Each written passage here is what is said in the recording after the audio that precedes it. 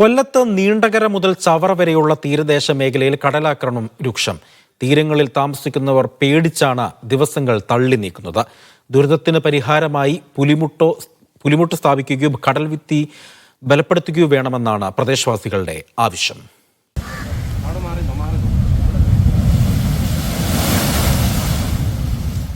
നീണ്ടകര, പരിമണം, പുത്തൻതോപ്പ്, കരിത്തുറ ഉൾപ്പെടെയുള്ള മേഖലകളിൽ ഒരാഴ്ചയായി ഇതാണ് അവസ്ഥ.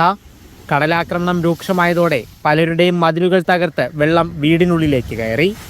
കള്ളക്കടൽ പ്രതിഭാസം, അതിനു പിന്നാലെ കണ്ടെയ്നർ ദുരന്തം എല്ലാം കൂടി ഇവരുടെ ജീവിതം തകർത്തു. നമുക്ക് 2 തെങ്ങുണ്ടായിരുന്നത് നഷ്ടമാകുന്നു. നമ്മുടെ വേലിയെല്ലാം കാശ് മുടക്കി 10,000 രൂപ മുടക്കി കെട്ടിയിട്ടിരുന്ന അതെല്ലാം നഷ്ടപ്പെട്ട്, പിന്നെ ഇപ്പുറത്തോട്ടുള്ള മണ്ണെല്ലാം അടിച്ചുകൊണ്ട് പോവുക. ആ ബാത്റൂമും അതിൻ്റെ ടാങ്കും ഒക്കെ പോകാറായി നിൽക്കുക. നമ്മുടെ ഇവിടുത്തെ MLA ഒക്കെ വന്ന് നോക്കിയിട്ടുണ്ട്. 2-3 കൊല്ലം മുമ്പേ ഒക്കെ വന്ന് നോക്കിയിട്ടുണ്ട്. ഇന്ന് വരെ അവരാരും പിന്നെ ഇതിനെപ്പറ്റി ഒരു കാര്യവും പറയാനോ തിരക്കാനോ വരത്തില്ല. രാത്രികാലങ്ങളിൽ ഇവിടങ്ങളിലുള്ളവർ ഉറങ്ങിയിട്ട് ഒരാഴ്ചയാകുന്നു. ഒറ്റപ്പെട്ട് പ്രായമായവരുമായി താമസിക്കുന്നവരാണ് പലരും. ഒരു കള്ളക്കടലുണ്ടായി, അന്നേരം അതിനകത്ത് എൻ്റെ മതിൽ പോയി. ഇപ്പം വീടിനകത്ത് മൊത്തവും മെനഞ്ഞാന്നുള്ള കടലിന് മൊത്തം ഇടിച്ചു കയറി വന്നിട്ട് അകത്ത് വരെ കയറി ആ വീടിൻ്റെ മൂലയെല്ലാം ഇപ്പം മണ്ണ് ഒലിച്ച് പോയിക്കൊണ്ടിരിക്കുക. പരിഹാരം സർക്കാർ തീരുമാനിക്കണം. ഇതിനൊന്നീ പുലിമുട്ടിടുക, സീവാള് വയ്ക്കുകയോ എന്തെങ്കിലും ചെയ്യണം. കടൽക്ഷോഭത്താൽ പലയിടത്തും കടൽഭിത്തി തകർന്നു.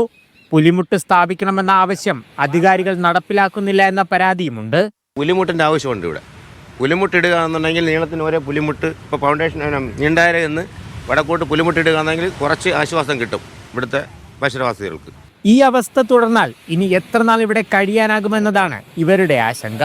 ആഴ്ചകളായി തീരദേശ മേഖലയിലെ ജനങ്ങൾ അനുഭവിക്കുന്ന ദുരിതത്തിന് ഒരു ശാശ്വത പരിഹാരമാണ് ഇവർ ആവശ്യപ്പെടുന്നത്.